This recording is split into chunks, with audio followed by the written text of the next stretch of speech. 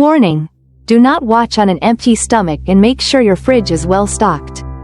This is a fantasy cooking manhwa where wizards run restaurants and magic flavors every bite.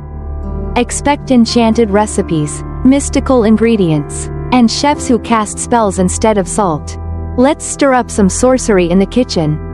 This is a somewhat familiar tale of time travel, where our young man was once a culinary student dreaming of becoming a renowned chef.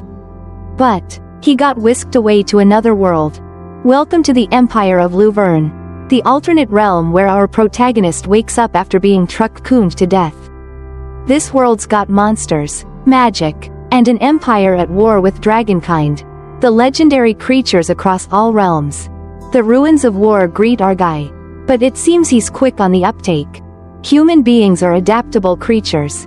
Chin up, I should have died in that accident. But if I get to live again, this world might not be so bad. Our main character reassures himself with some positive thinking. But life isn't always a novel. Talk about bad luck. Our hero gets conscripted into military service as soon as he transmigrates. Ah well, this stint is only kinda short, not too long. Just 15 years? And during this time, under the name Ellison, our main man survives the war and becomes a legendary level 9 Archmage. A name that makes both the Empire and dragonkind bow their heads. Yes, our story isn't about this grand mage. It might sound strange, but not every tale needs to be about grand battles of magic or endless quests for power. This isn't the story of Ellison, the legendary Archmage who made the Empire of Luverne and the dragonkind alike kneel before him. It's not about earth-shattering spells or legends sung across generations. No, this is simply a story about a man, a kitchen, and the journey of creating meals. So, forget the image of a mighty Archmage standing atop the pinnacle of power. Instead, picture a man holding a razor-sharp knife, skillfully slicing meat and preparing ingredients with precision. Think of a restaurant owner, bustling to welcome diners from all walks of life. And all these roles, an archmage, a chef, a restaurant proprietor, are embodied in one single man. After all the trials and tribulations, Ellison finally fulfills his dream in this strange world. That is, opening a restaurant in Grake City. While Ellison is bawling his eyes out like a kid in front of his restaurant, a woman spots him, thinking he's in trouble. She approaches and asks, "Are you okay?" Ellison, while wiping his tears, explained, "I'm fine. I'm just very happy because I finally managed to open my own restaurant." Seeing a young man who is the owner of such a large restaurant, and on top of a vast hill at that, the woman was a bit surprised. "Ah, you're the owner of this restaurant? Nice to meet you. My name is Rain." To avoid revealing his identity, Ellison introduced himself as Elle. The two quickly struck up a conversation and got to know each other. "I guess you haven't been here long. Have you? This is the first time I've seen you. Are you here alone?" Ellison smiled and replied, "Oh no, I'm here with a friend I fought with in the military. She sleeps a lot, so I don't think she'll be up until the afternoon." After chatting for a while, Rain eagerly asked, "Right. You said you're opening a restaurant, right? You'll need a place to get meat, won't you?" "Well, perfect timing. My husband owns a butcher shop. If you go left at the main village gate alleyway, you'll find Noel's butcher shop." Ellison nodded, feeling a stroke of luck. He'd just opened his restaurant and now needed supplies. Talk about timing. Though a bit ironic, he appreciated the help. He had to admit, everyone needs to find food suppliers before they can actually open a restaurant. Not after. The whole thing might not make perfect sense. But who was he to argue with fate? "Ah, really? Thank you. I'll go right away," he said, grateful for the direction. But just as he turned to leave, Rain became worried and hesitated. "Ah, just so you know, Noel's a bit hot-tempered. Sometimes I worry about him. If you think he's too gruff, just tell him I sent you." Despite this, Ellison wasn't too worried. She's kind-hearted. How bad can her husband be when he has such a wife? "I've met all sorts during my 15 years in service." That's what he thought. But upon seeing Noel's intimidating face, Ellison shrank back. "That thing. I'm the owner of the restaurant there. This is the meat shop. I'd like to buy some meat." Before he could finish speaking, Noel slammed the table and shouted, "I'm not selling." When Ellison asked why, Noel became even louder. "Are you deaf? I said I'm not selling meat to you. You're a restaurant owner? I've seen many scoundrels like you. You buy meat cheap and sell it double the price just before it goes bad. People like you have been cheating me for 3 years and doing business like that. I don't know where all of you come from, but I'm sure you're just the same. I have no meat to sell to you." At that moment, a giant frying pan descended upon Noel's head. What kind of divine strength was that? A voice rang out, full of anger. "What nonsense are you spouting? I came here because I was worried. And just as I thought." Despite being extremely angry, Noel immediately became as docile as a puppy when he saw his wife. It's true what they say, outside he's a tiger, a wolf, but at home, he's just a little dog. After dealing with her husband, Rain turned to Ellison. "I'm sorry, Ellison. I apologize, Ellison." Once he gets upset, it takes him a long time to cool down. "You were looking to buy Balearan meat, right?" Reluctantly, but ultimately to avoid another frying pan to the face, Noel gave in. He shuffled off to the back and brought out the meat. At this point, Rain apologized to Ellison once more. "Phew, let me apologize again. He used to carefully manage a restaurant because the owner was his comrade from his mercenary days. So I think he was quite shocked when he was betrayed like that." Understanding the reason behind it made Ellison somewhat sympathetic, but he was quite surprised to learn that Noel had been a mercenary in his youth. On this topic, Rain asked, "You don't look very old. Do you, Elle? Have you done your military service yet?" Thinking of the 15 beautiful years of youth lost, Ellison couldn't help but shed tears. "I've been burdened quite a few troubles." He choked up. "I've been through a lot of bad stuff over the past 15 years. Just as Ellison was about to open up about himself, Noel returned with a bag in hand. "Here's your meat," he said, still sounding gruff. "Why don't you show off your great skills?" Ellison checked the meat and was quite astonished. He didn't expect to receive this piece instead of Balearan meat. Seeing his reaction, Noel chuckled with delight. "You think I'd give you the precious Balearan meat? No matter how you cook it, Balearan meat is always delicious. But from now on, I will only supply meat to restaurants that I recognize. Try making a special dish with that piece of meat. From now on, if you don't please me, you won't even get a slice of fat. Let alone meat. I'm very picky, you know, so you better brace yourself from now on." Seeing Ellison dumbfounded, Noel felt even more satisfied. "Hey, are you listening? Scared already, aren't you? Let's see what kind of impressive dish you can cook up." At this moment, the legendary frying pan was used once again. Killer pan skill. Pang. Noel was knocked out cold. Women are truly terrifying. Rain couldn't believe the extent to which she had to deal with her stubborn husband. She had even intended to give Ellison the best cut of Balearan meat, but he had declined. "No worries, I'll cook for both of you. Come by my restaurant this afternoon." "Okay, Rain?"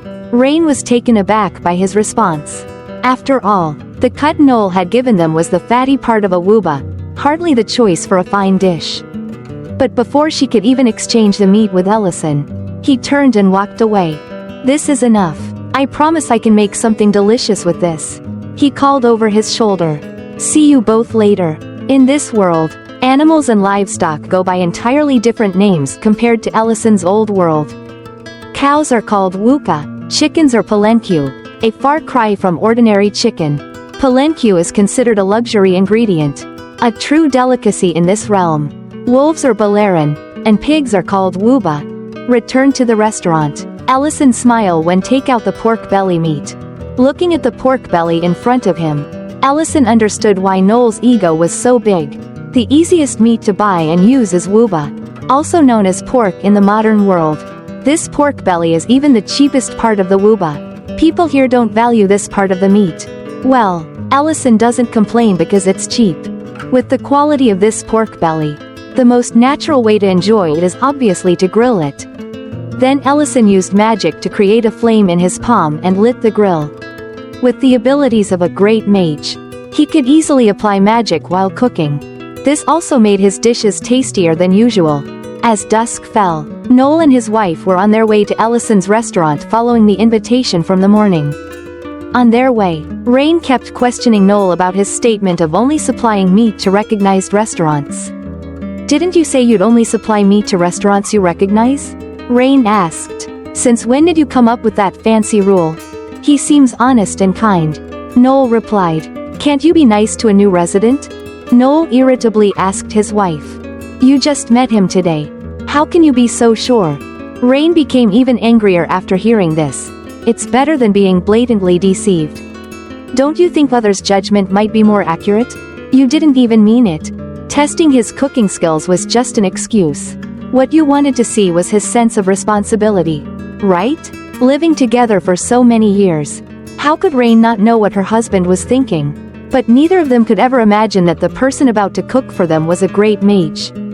In war, Ellison had won barrenless battles and saved numerous lives with his wonderful magic. And now, that magic was being used to cut meat. Every magic has its own way of being used. This magic made incisions in the meat to help it absorb the seasoning better. Moreover, when grilled, the surface of the meat would lose moisture, making it even crispier. When Ellison finished preparing, it was also when Mr. and Mrs. Noel arrived. As soon as they stepped in, Noel was visibly upset and complained about everything. It wasn't until Rain brought out the legendary frying pan that he finally settled down and waited for the dish. Meanwhile, Ellison was preparing the meal in the kitchen. The first episode of the cooking show is about to begin. Today's chef is none other than our main character, Ellison. When the pan was hot, he poured a little oil in. Since pork belly is quite fatty, just enough to prevent sticking is needed. Place the meat down with the skin side down. Otherwise, the skin will dry out by the time the meat is cooked through, making it less delicious. While grilling, Ellison focused his mind entirely on each movement. For him, the kitchen is a battlefield, and cooking is an art form. Every action must be performed as meticulously as possible. Delicious food can be enhanced by its sound. The sizzling of pork is no exception. Grill the skin until crispy.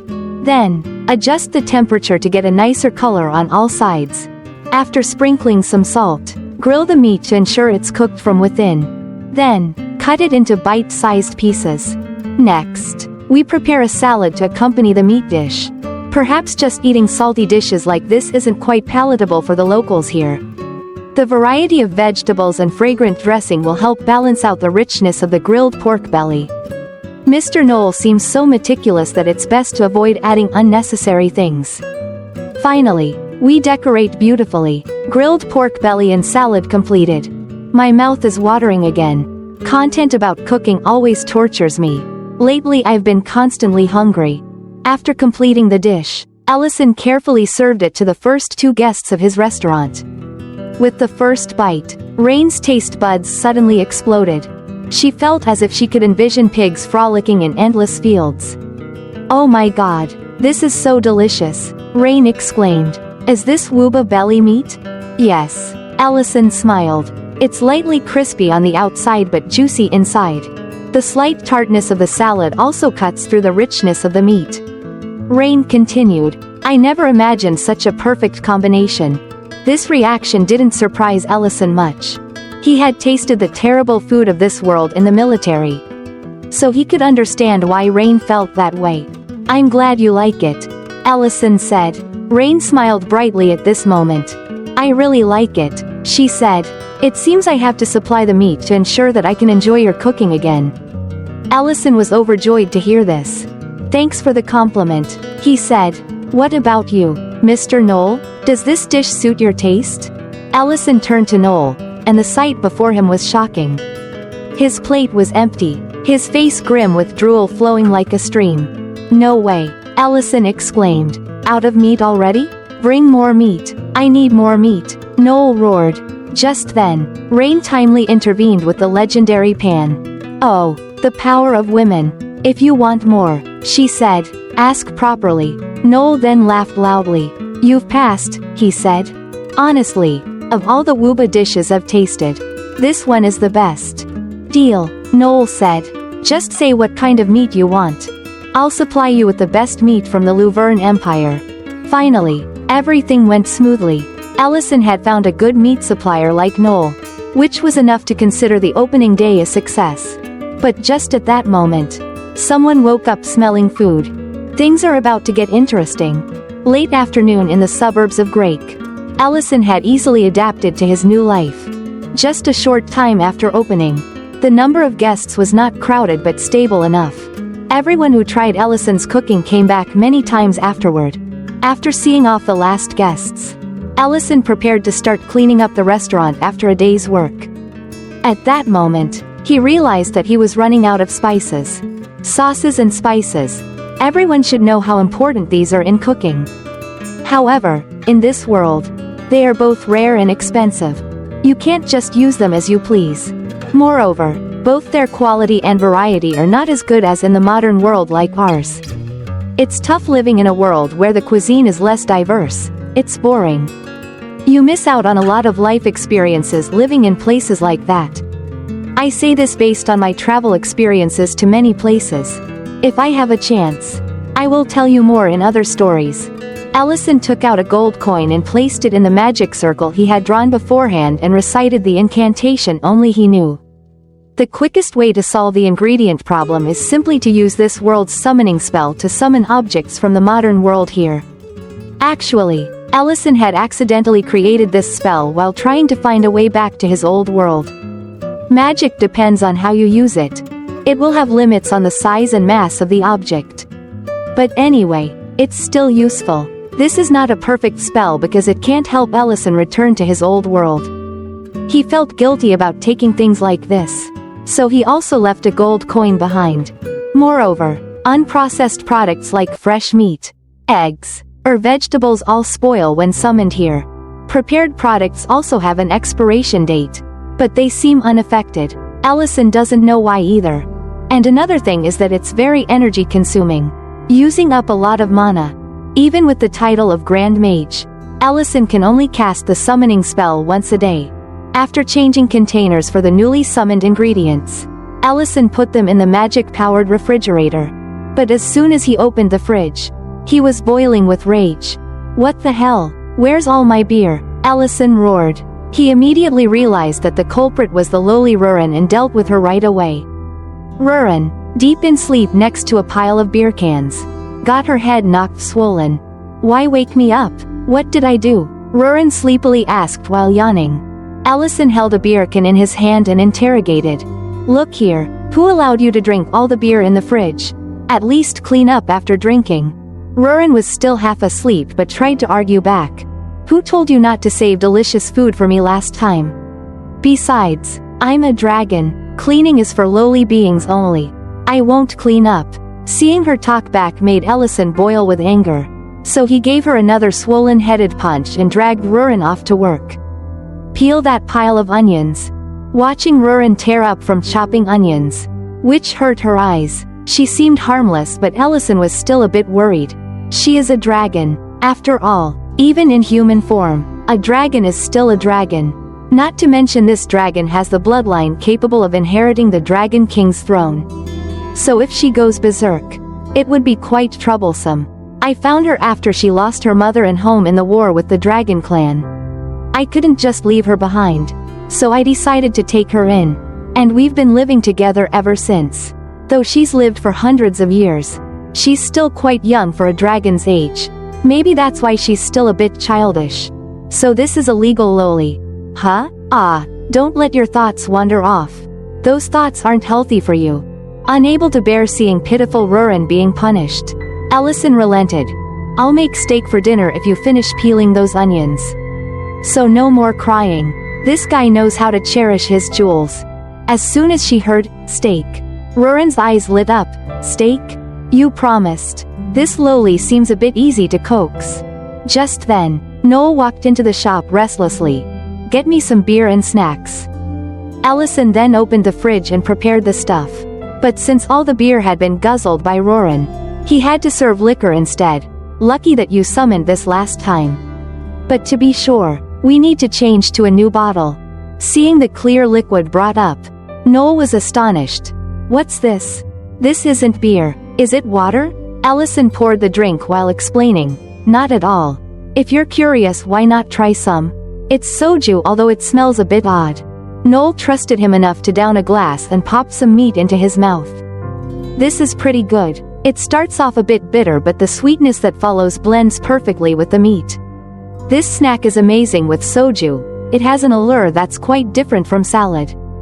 Though I knew it beforehand. Your cooking skills are truly extraordinary. Can I have another bottle? Although he was praising the food, Noel's face was filled with sorrow. And Ellison immediately realized something had happened. After downing 4 bottles of liquor in one go, Noel still wanted more, prompting Ellison to hastily intervene. Mr. Noel, you've had too much already. This liquor is very strong. But Noel didn't want to stop. Bring me another bottle. I'm not going home sober today. Ellison was sure something was not right and asked, "What do you mean? Is something wrong?" That's all it took for Noel to pour out his woes. "I suspect Rain is having an affair. At first, she said she needed to step out for a bit.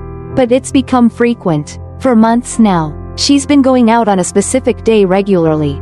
It kept happening, so the other day, I decided to secretly follow her. And I saw her meeting an old colleague of mine from my mercenary days. He used to be my best friend.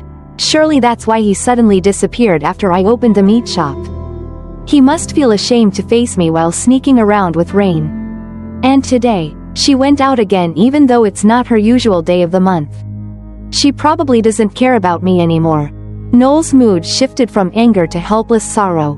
Ellison didn't know what else to do but advise, "First, calm down. Getting drunk won't solve anything. Right?" Noel couldn't stay calm and shouted, "But I can't face the truth. And you know what's funny?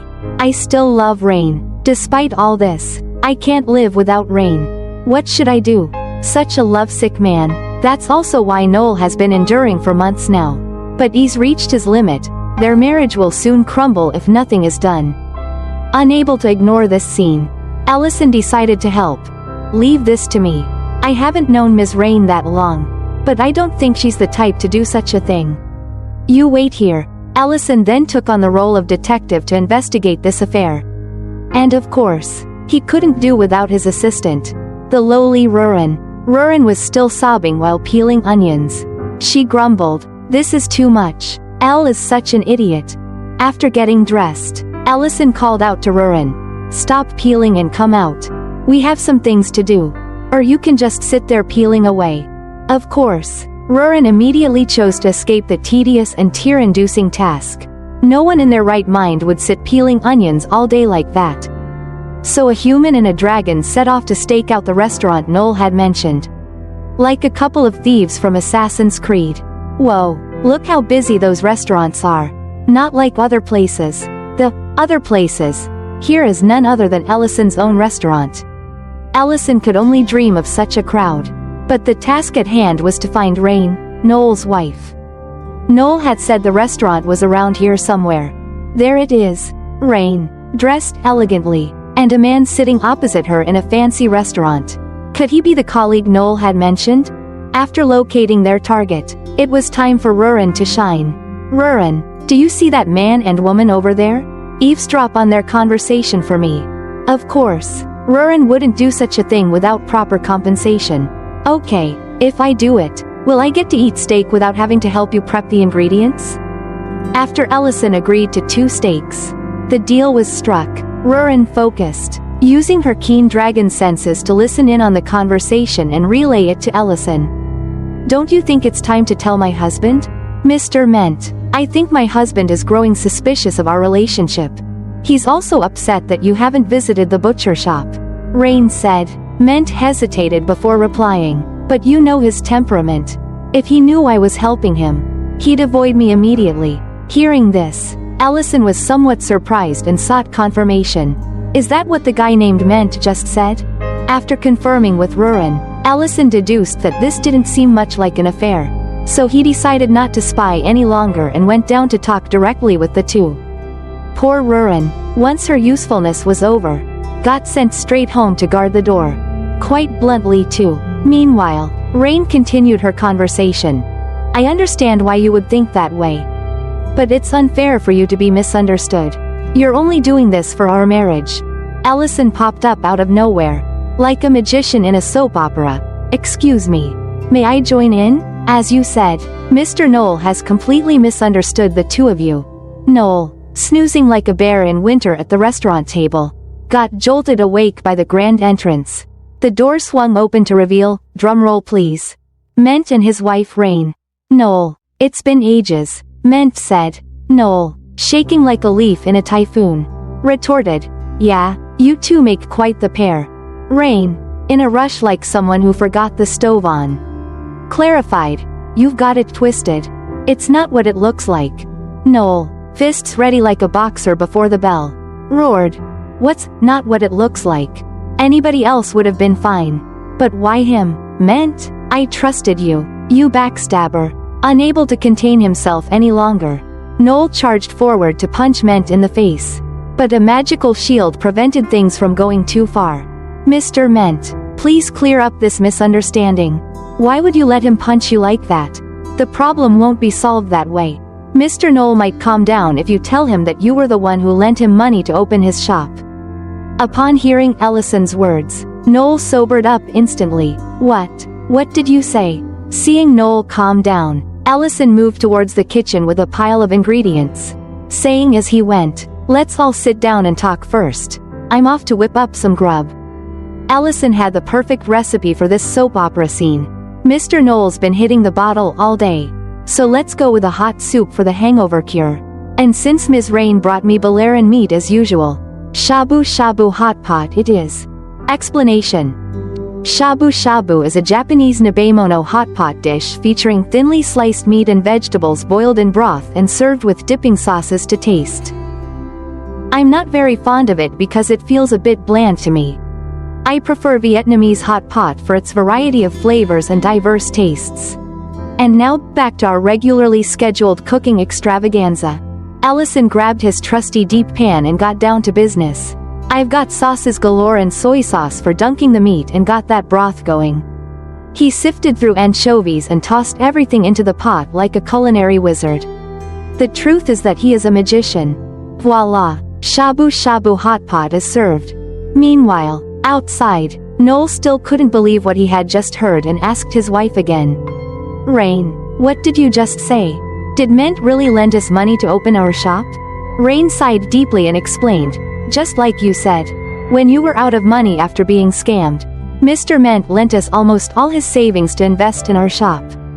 Now that our shop's raking in the dough, I meet him monthly to pay off the debt.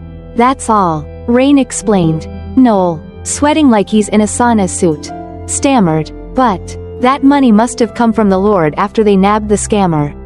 Are you saying it was all a lie?" Suddenly, everything Knoll knew turned faker than a $3 bill, leaving him struggling to swallow the truth. Ment chimed in, "Would you have taken the money if I told you the truth? I'm sorry for not popping champagne at your grand opening. I had no choice. Revealing the truth would have made me look like I conned you. I never knew you hit such a rough patch. Guess I did an oopsie." Ment continued. Knoll, dark as a thundercloud, grilled him, "But weren't you planning to be a mercenary post-retirement? Why give me that money then?" Just then, Ellison swooped in with the hot pot like a superhero interrupting a villain monologue. "Sorry, can't overcook the veggies. Isn't it better to chat over food?" And just like that, the tension popped like a soap bubble. As Ment eyed the thin slices of meat with curiosity, Ellison explained, "This is Balearin meat from Mr. Knoll's butcher shop. I sliced it paper thin because it's a dish where you dip the meat into the hot pot and eat it right away. Please, everyone, have a taste." After trying a slice, Ment was over the moon about this novel dish. He then ladled out a bowl of soup for Knoll and started reminiscing. "Remember the Battle of Perrin? That day, you took a sword for me. I remember it like it was yesterday. We ran out of food because the war dragged on longer than a movie marathon. And all we had left was bland broth. Then I caught a wild Balearin, even though I passed out right next to you after catching just one. The soup made from that Balearin was bland, the meat tough and smelly, but it tasted better than any gourmet meal." Knoll sipped the soup, memories flooding back, his body shaking like a leaf in a storm. Yes, it was delicious. Ment scooped himself another bowl and added, "Earlier you asked why I helped you despite my retirement plans. Right? I didn't have any plans more important than helping you." Noel finally got it. Tears started streaming down the face of the gruff man. "I'm sorry. I'm really very sorry." Allison stood by, witnessing the old friends resolve their differences and felt happy for them. The friendship of warriors, those ready to sacrifice for their comrades. The sincere friendship of true men. But he had encountered a big problem named Rurin. A promise to a dragon is absolute.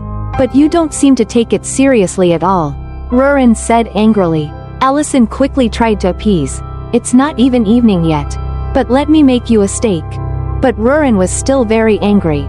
"It's already night. How dare you treat me this way when all I asked was for you to do your job as agreed?" Just then, Ment stepped in, so Allison could only gag Rurin and lift her into the air.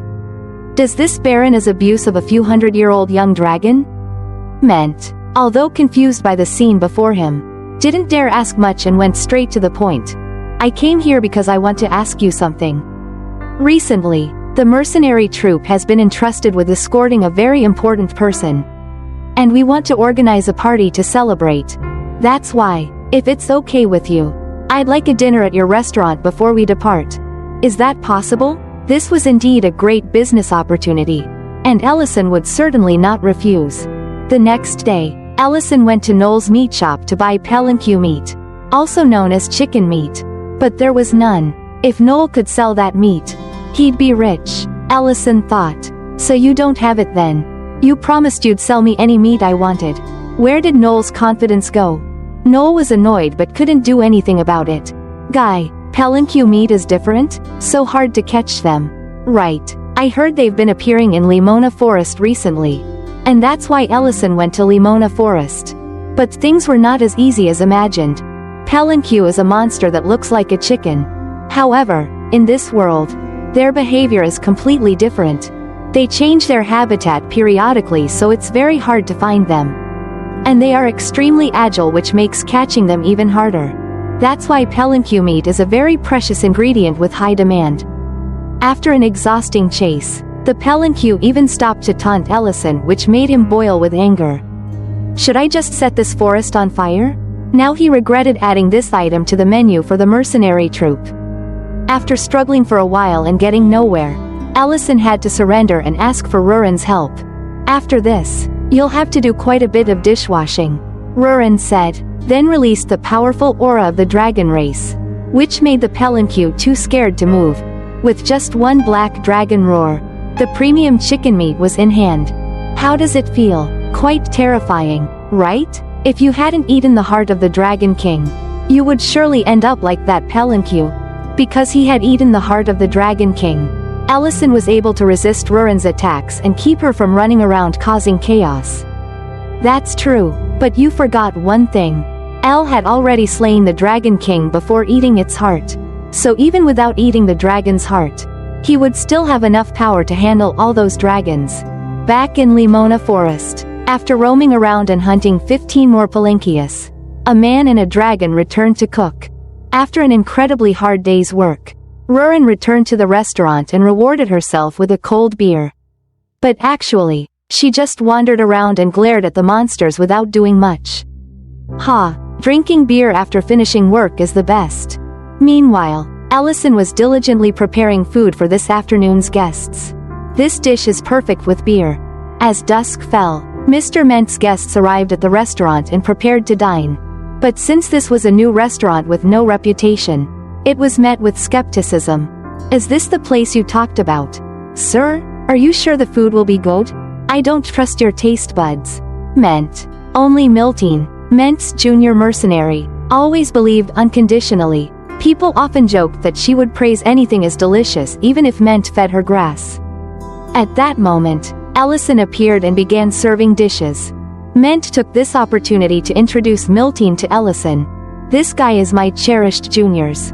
Miltine was extremely excited. "I've heard so much about you. You don't know how much your senior has praised this restaurant." "I'm very eager." Ellison, despite being praised to the skies, remained calm. "Well then, I hope today's meal will meet your expectations.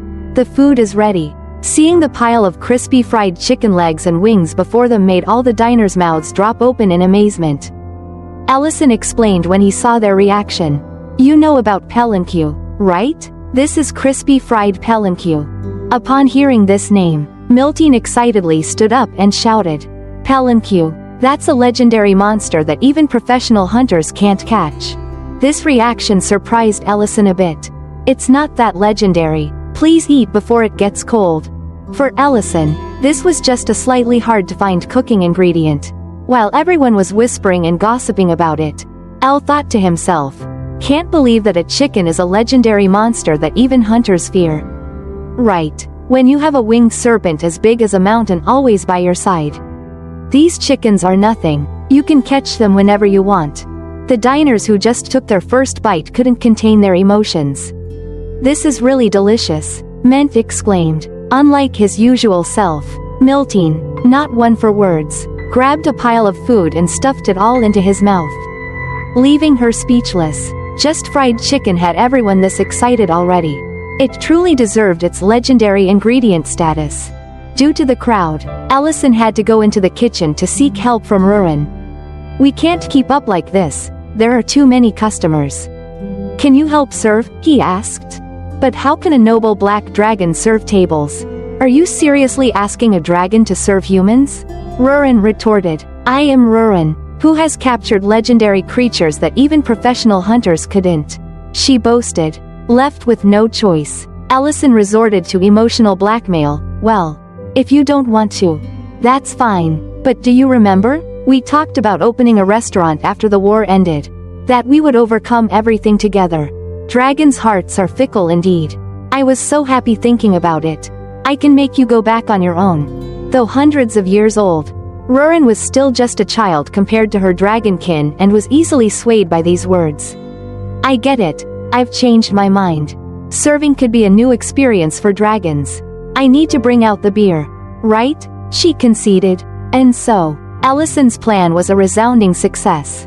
With the help of the lowly waitress, everything finally settled down smoothly. As a reward for her hard work, Ellison saved some chicken and beer for Rurin. After her strenuous efforts, Rurin enjoyed the pile of chicken on the table heartily. Noticing something amiss around him, Ellison asked, "By the way, I didn't ask you to clean up. What's going on? Have you finally grown up?" Rurin leaned her head on Ellison's shoulder and replied, "Because this is our restaurant. Our very own." Seizing the moment, Ellison wanted to talk about waiving the bet about washing dishes from a month ago. But life isn't like a novel. The fate of the world's strongest level 9 Archmage washing dishes for a month was unavoidable. At that moment, an ominous figure loomed outside the restaurant. Rurin, feeling the menacing aura, instantly scurried behind Ellison for cover. What could instill such dread in a dragon? Ellison was still piecing things together when the restaurant door ominously swung open. Such a bother. Human cities are always such ghastly places to drop by. A voice grumbled with disdain, yet Ellison showed no sign of surprise. "It's been quite some time, hasn't it, Elder Black Dragon Metadonna?" Metadana's irritation with Ellison was palpable. "My esteemed title is not for mere humans to use so casually." Ellison rose to confront Metadonna, poised for battle at any moment. "What business do you have here?" Metadonna advanced slowly. "Isn't it a tad inconvenient to house a dragon in such a puny place?" Rurin barely dared to peek out and whispered. "No, it's not." She was evidently petrified of this so-called Elder Black Dragon. Ellison, usually so genial, now seemed transformed into someone else entirely, ready to engage in combat with anyone, with an icy demeanor. He inquired, "Have you come for Rurin?" "As far as I'm concerned, no one can challenge my guardianship over Rurin. You were condemned to flames last time. Remember?" Mentioning this seemed to unleash a dangerous edge in Metadonna. "Your tongue is as sharp as ever, isn't it?" "Indeed, I'm here for Rurin." Rurin, though frightened, summoned her bravery to protest. "I will stay with Ellison." "Why this sudden change? You abandoned me anyway." Metadana's tone dropped to a murmur. "Child, who said I abandoned you? I merely arrived, belatedly, even though your mother committed a grave error against our clan." Ellison interjected firmly. "Let's not dwell on that now. What's important is the promise between us. I'm well aware of how sacred promises are to dragons. Metadana's lips curled into a cunning smile.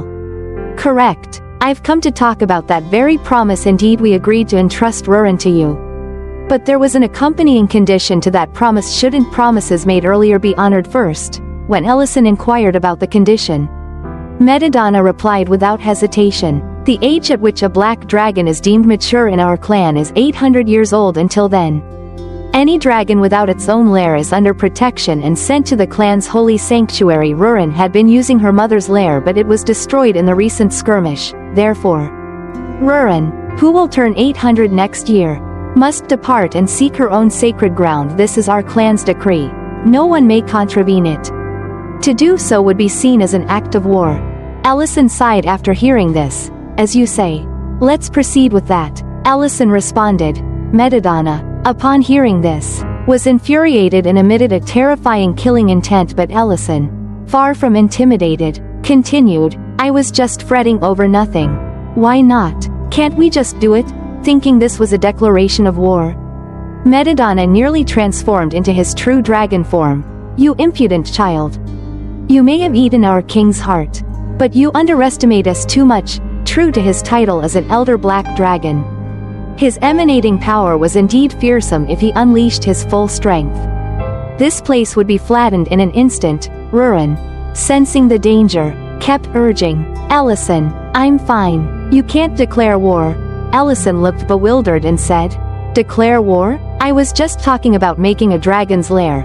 Metadana and Rurin were both stunned. This foolish youth almost reignited a war between dragons and humans. Speak clearly, for goodness sake. Why leave things hanging and complicate matters? But wait. Hold on for a second. That lowly dragon is 799 years old already? No way. Could there be a mistake? Ellison then continued. What I mean is we have a whole year. Right? We just need to perfect it in this time. We surely have enough treasures for it. So we can start now. We can do this. Right? Metadana didn't know what to do and decided to bail. Well then. That's feasible. I shall return after a year.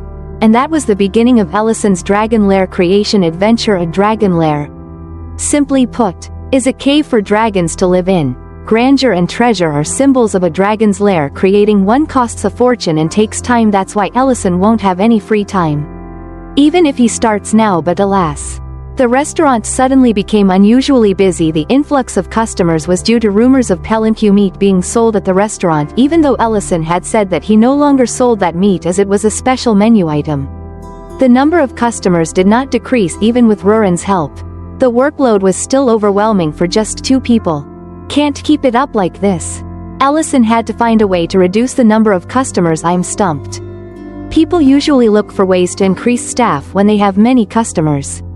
But this guy is doing the opposite.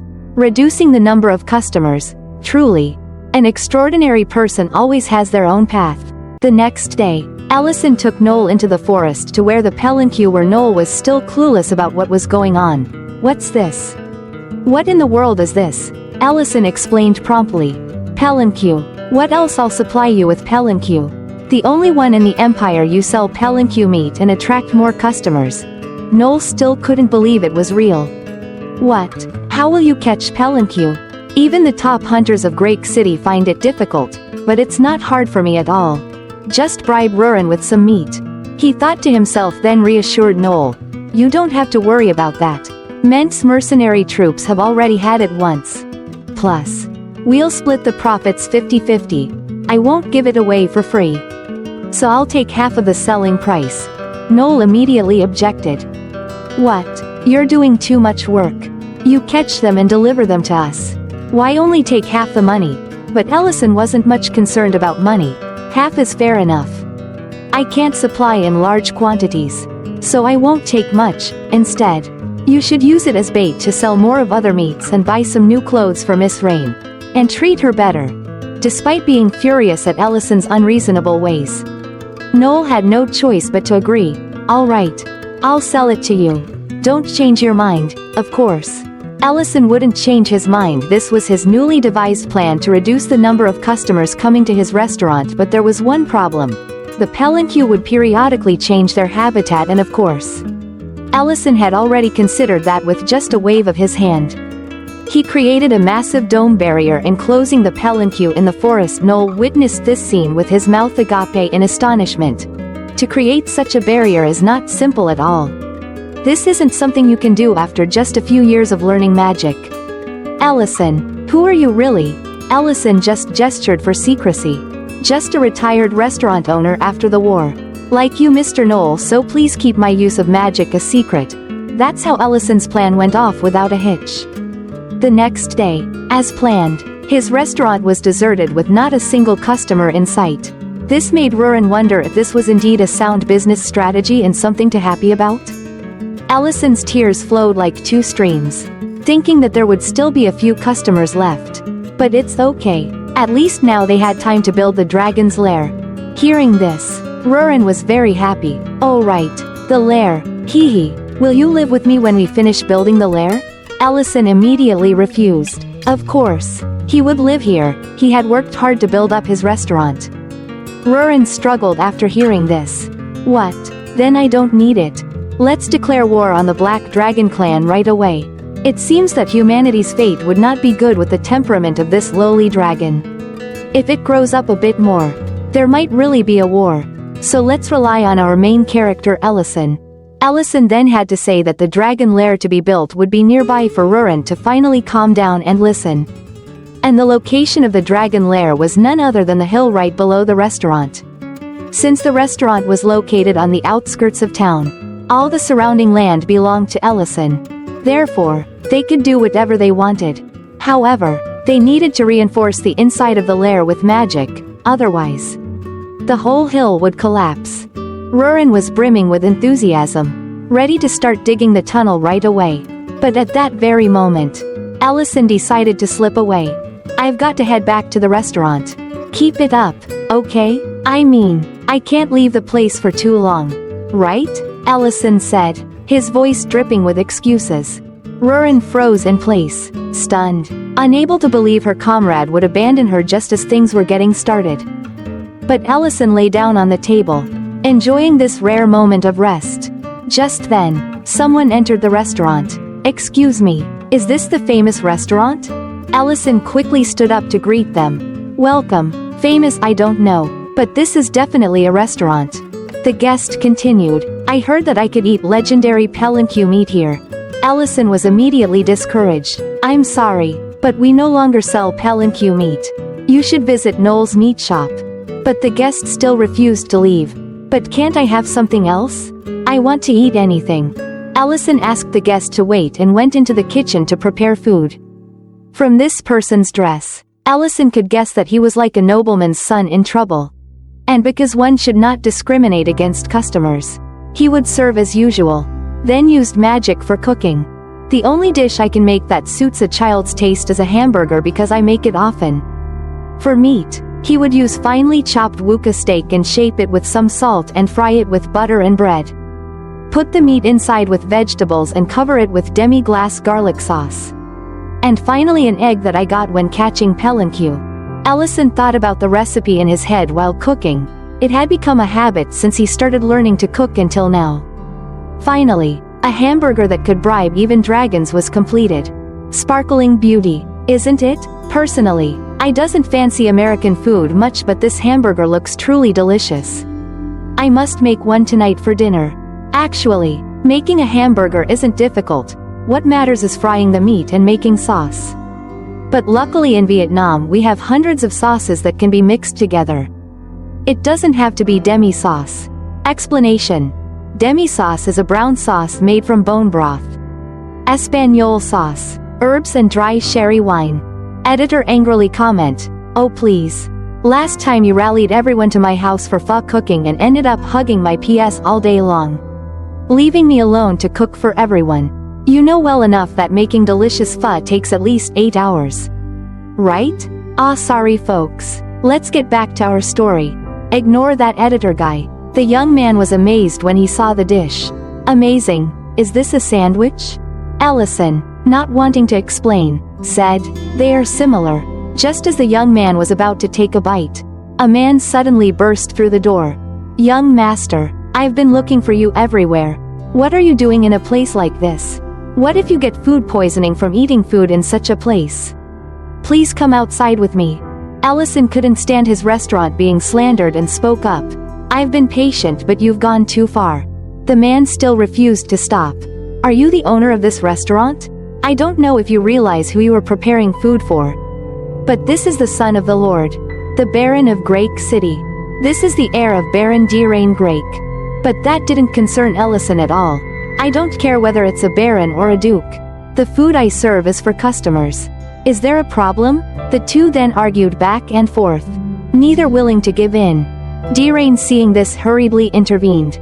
Please stop. I'm fine. Feeling guilty, he left a gold coin and then left. But this made Ellison feel even worse. It seems our Ellison is starting to feel something isn't right with this little lord. Could the compassion of the great mage, the strongest person in the world, be awakening? Perhaps we'll have to keep watching to find out. After a while, Rurin came back covered in mud and crying. It's Ellison's turn now. I say it's Ellison's turn. I had to do all the work. I can't do it anymore. My hand hurts so much. But Ellison had changed clothes and was ready to go out. Don't be like that. I'll dig tomorrow. More importantly, I need to go somewhere. Rurin was curious upon hearing this. Where are you going all of a sudden?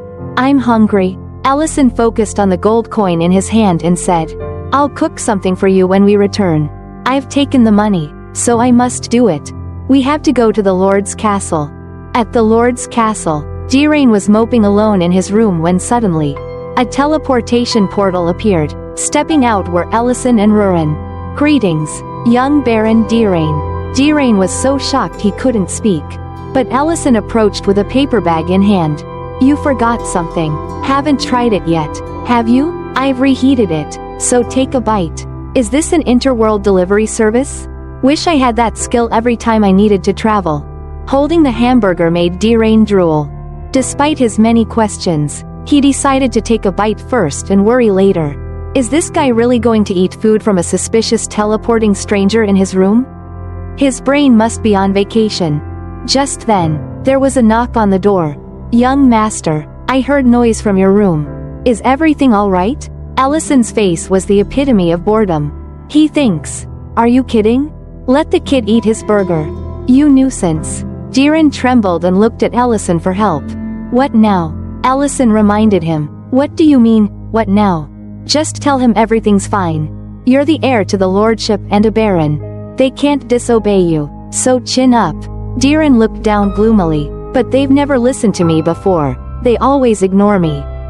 With no response, the knocking grew more insistent. Young master, I'm coming in if you don't answer. Unable to take it anymore, Rurin used magic to change her voice and shouted. Nothing's wrong. Go away. I didn't order you to come in. Derain was amazed at the voice that sounded just like his own, but still worriedly looked at the door since no one ever listened to him. The knocking stopped. A few seconds later came the reply. Understood. Sir, please call if you need anything. As Derain stood there with his mouth agape in astonishment, Ellison said, See? Told you so. You've got to assert yourself. Derain immediately knelt on the ground. Master, please become my mentor. Ellison was clueless about what was happening and looked completely stunned. This kid is surprisingly smart. He immediately recognized the quality of this person and knelt down to ask to be his disciple. This kid definitely has a bright future. He's not afraid of embarrassment or his noble status to kneel before someone else. This is going to cause trouble for our main character. Then Derain shared his past. My mother died after giving birth to me. My father remarried soon after. So I spent most of my time with my stepmother. My stepmother was quite strict. She told me to be careful with my actions because I am the son of the Lord. Despite that, I still loved her because it was also the happiest time for me. However, everything changed since my father became seriously ill and bedridden. She no longer looked at me or spoke directly to me during meals or parties. I want to become a good lord like my father. But the servants tried to control and restrict my activities on the orders of my stepmother. I had no one to talk to. Everyone ignored me since then. I feel that I will not be treated any better even after I inherit the lordship. But my thoughts changed after today's incident. Master, Please teach me how to become a good lord. Darren's eyes sparkled with fierce hope. But Ellison bluntly replied, that conclusion is a bit odd. Isn't it? How did things turn out this way? I'm just a restaurant owner. Darren explained his reason, but this has never happened before. He would still come in even if I told him to leave. Ellison realized the problem. He lacked confidence. It seems he deliberately threw away his dynamism and became more introverted. Ellison sighed and said, look into people's eyes when you talk to them. You said you want to be a good lord, right? The position of a lord also comes with responsibility. So, you must take responsibility for every word you utter. I'm not telling you to ignore others' words. Make sure you have listened and thought carefully before making a decision that you fully trust in. If it's beneficial, then all will be well. If not, accept it and take responsibility. In my opinion, that's what makes a good lord. These words seemed to awaken something inside Darren, but before he could fully understand, Ellison was ready to leave. Anyway, eat this burger before it gets cold, and drop by the restaurant sometime. Afterward, Darren kept thinking about what was said earlier. Just as he took a bite of the hamburger, he suddenly realized, could it be? I get it. A good lord must be someone who ensures that all people can enjoy delicious food like this. It seems this young man misunderstood the earlier issue into something quite off. On the other side of town, Ellison and Rurin had teleported outside the city walls.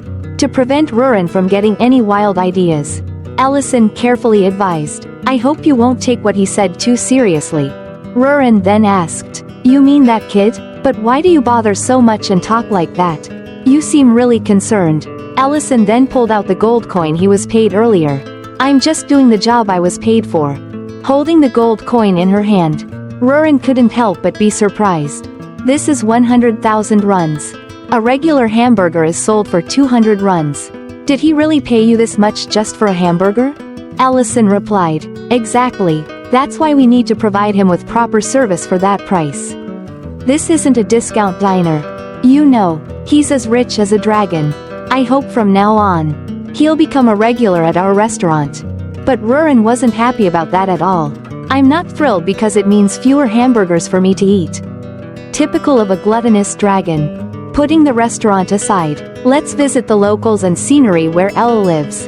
In a forest on the outskirts of Grake City, there's a peculiar clinic that's quite famous around here. The doctor there must be skilled and has even learned healing magic. But that's not what makes it famous. The biggest reason patients trek to this remote place far from town is because the clinic owner is an elf, not human. And more importantly, she's drop-dead gorgeous.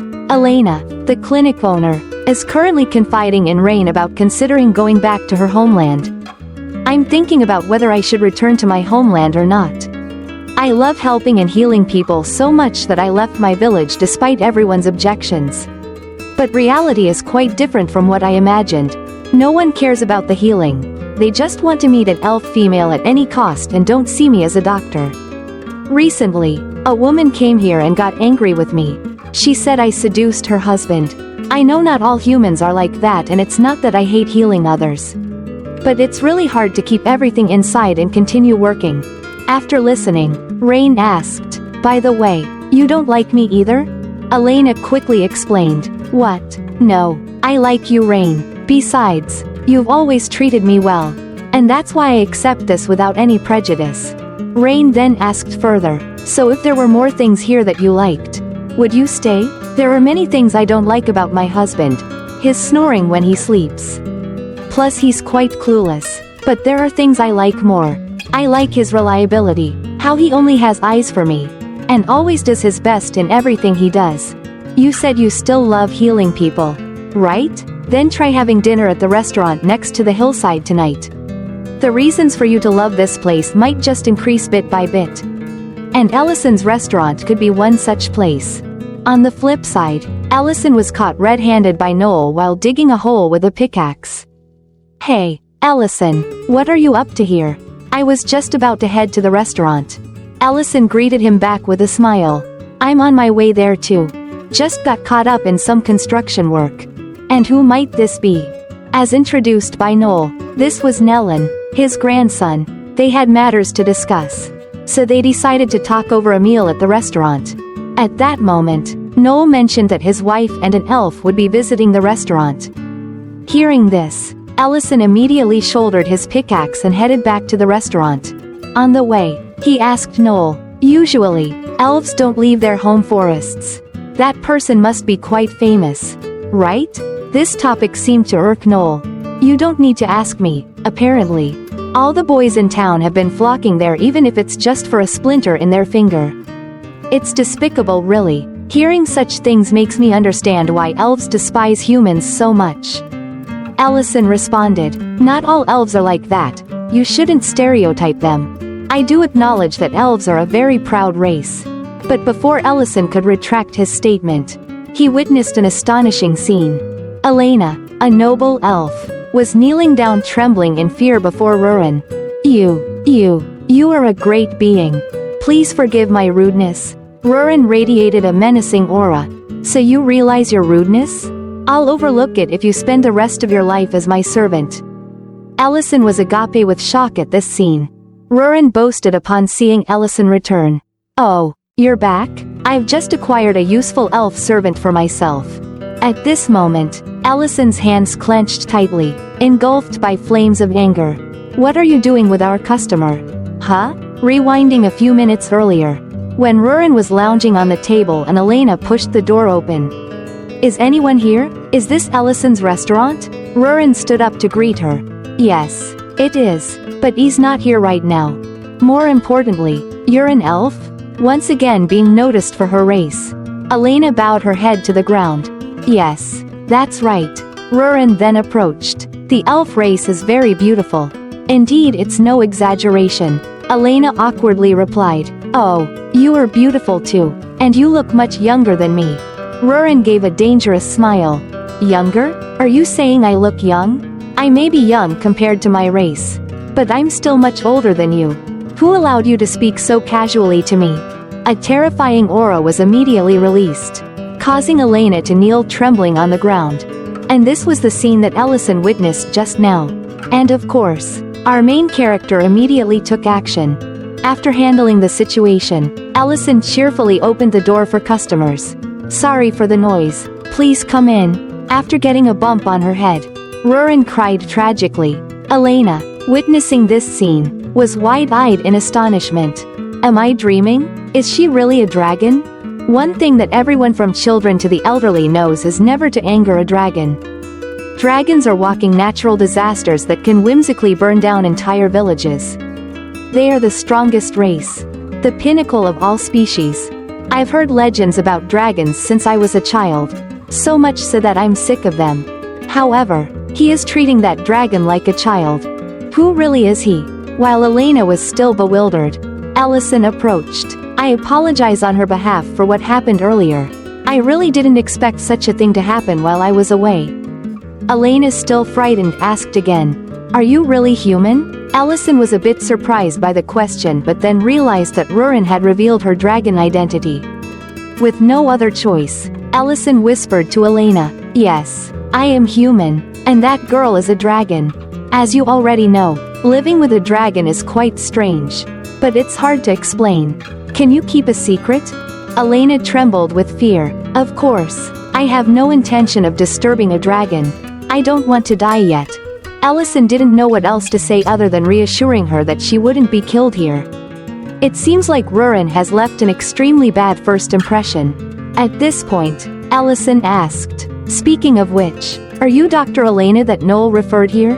Elena with a haggard face replied, "Ah yes, it's me. I am Elena."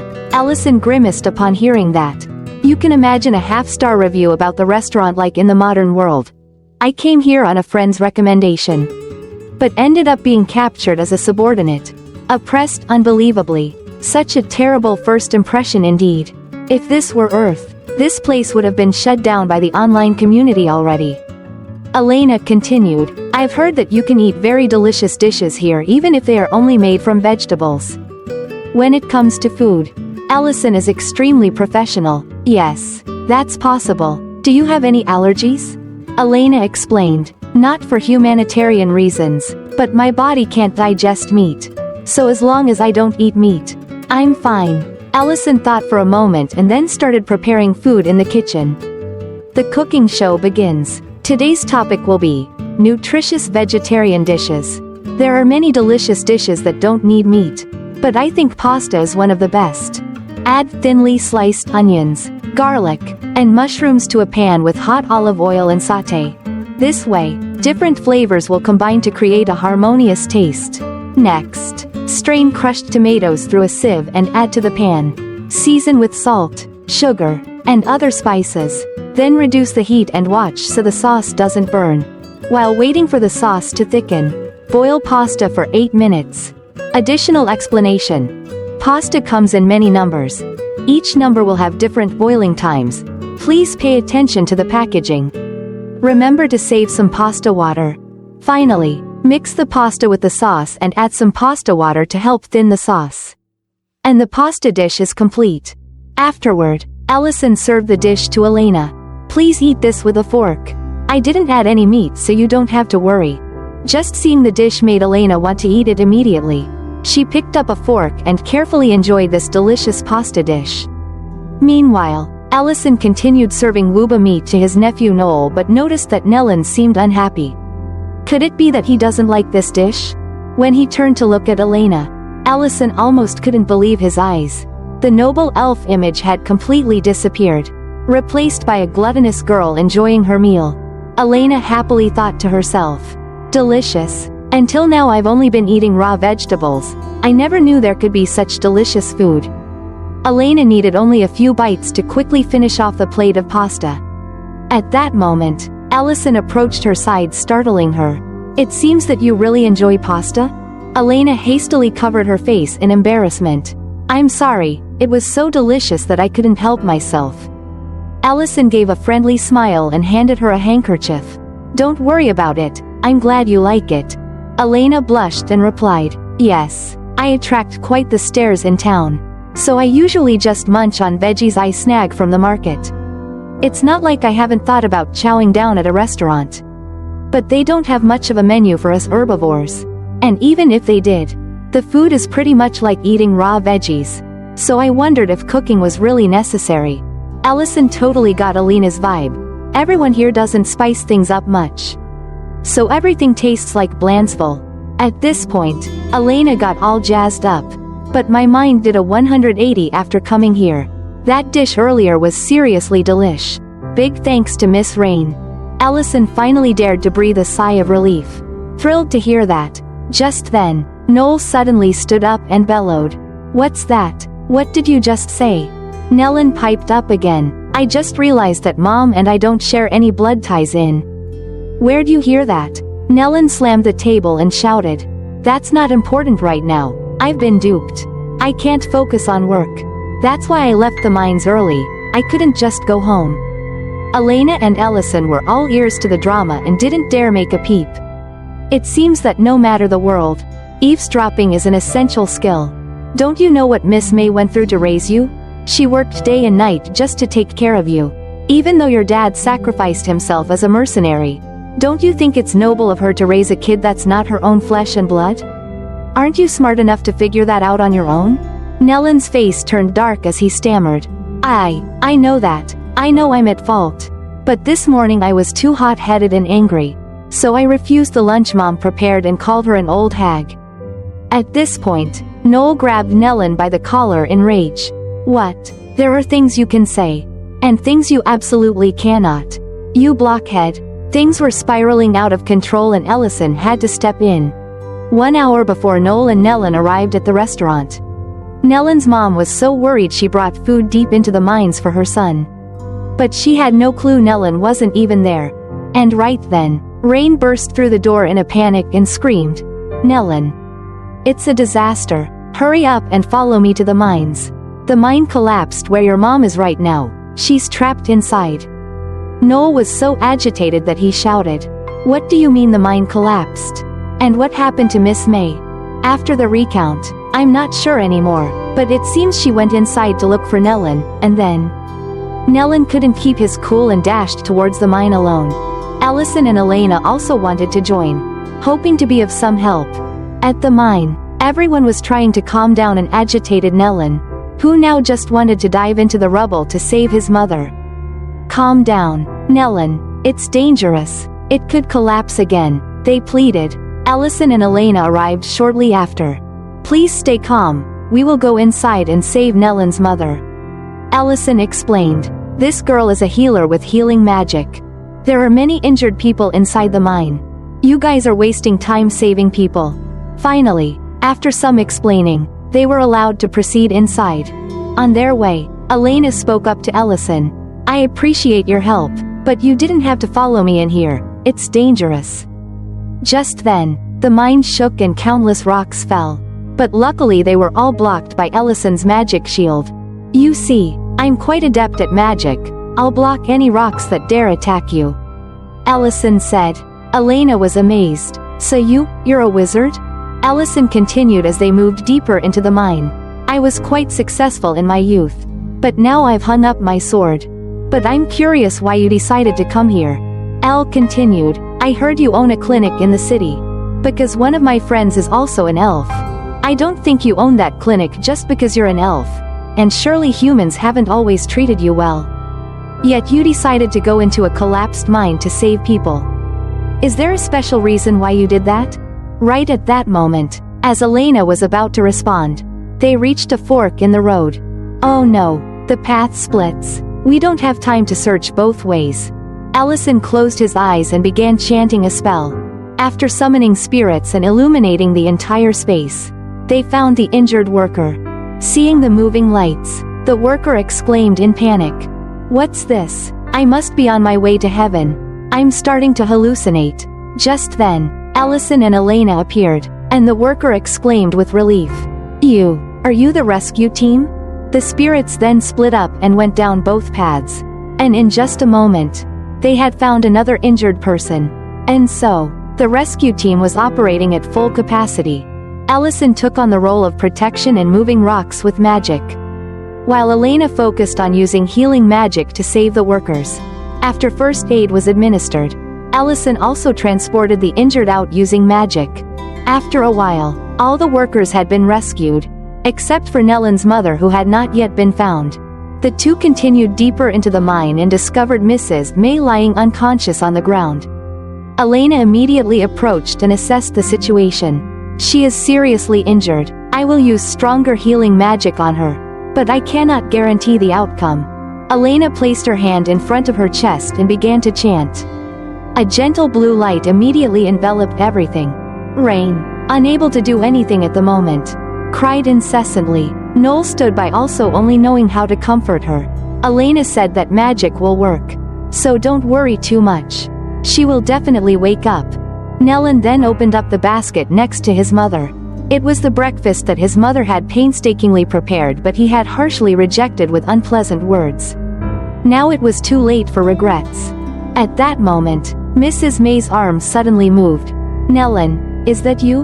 Mother. Nellin choked up. I'm so scared. What if the words I said to you this morning end up being my last words to you? Mrs. May heard this and shed tears. You called me mother again. I'm sorry for making you worry. It's also very fortunate that you weren't inside the mine. Witnessing this scene, Elena couldn't help but be moved. She approached Ellison and said, as you said, actually I wanted to close my clinic and return to my homeland already. I was very disappointed in humanity after witnessing the terrible things that happened to me here.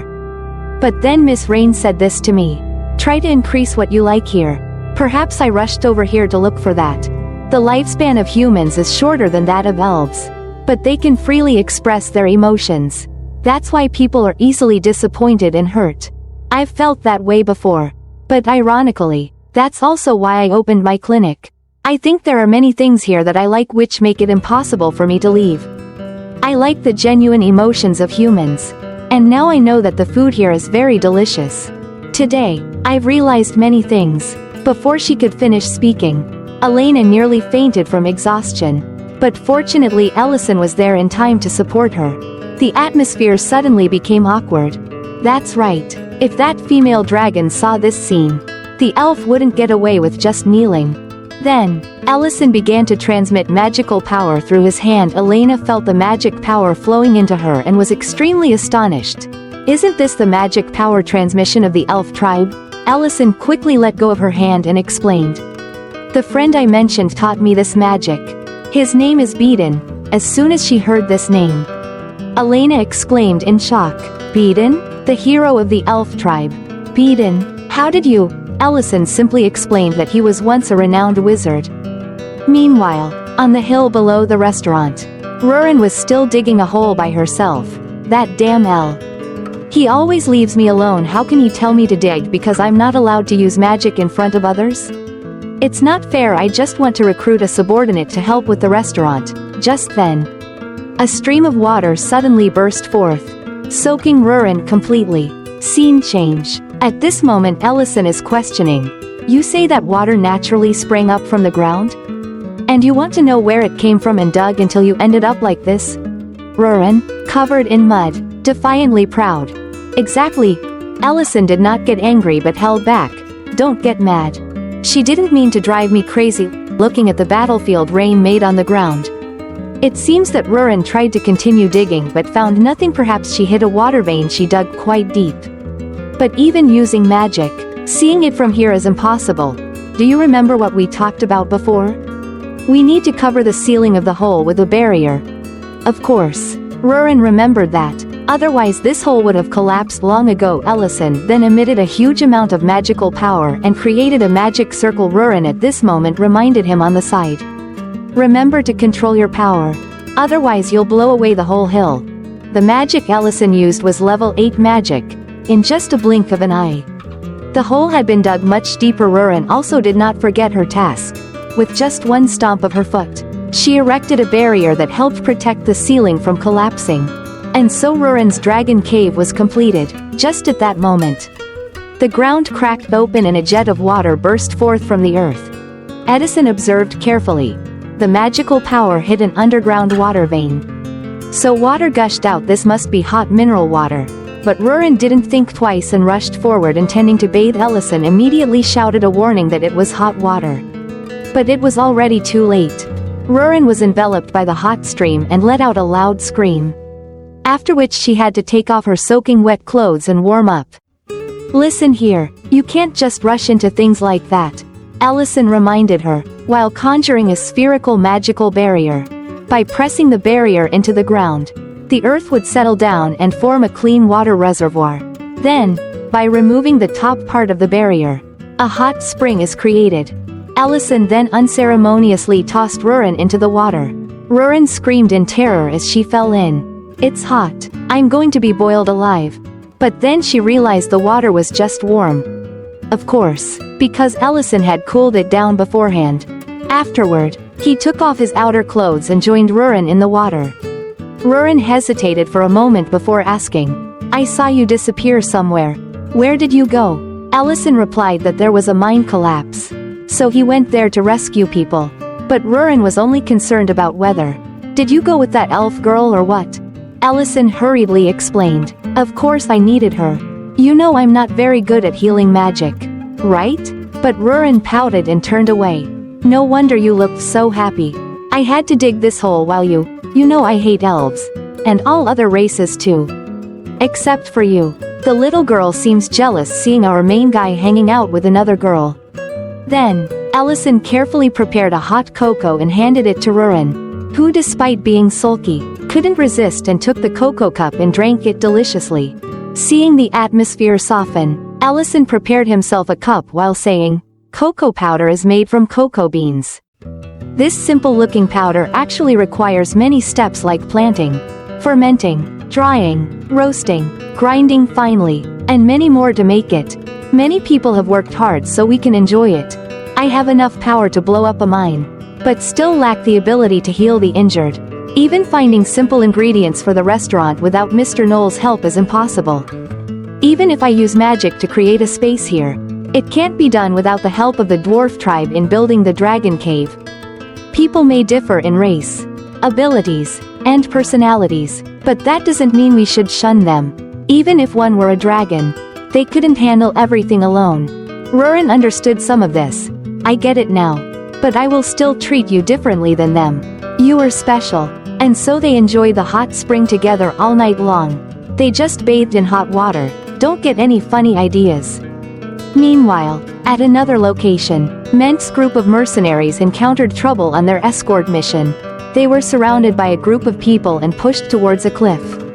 Despite their best efforts to break through, Ment was sent plummeting down the cliff by a treacherous bandit.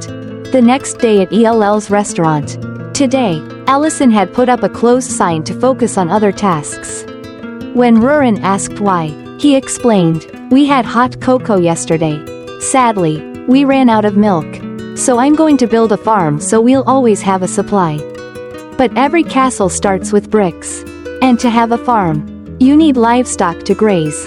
And what Ellison needs now are the Baranuric from downstream of the Varant River."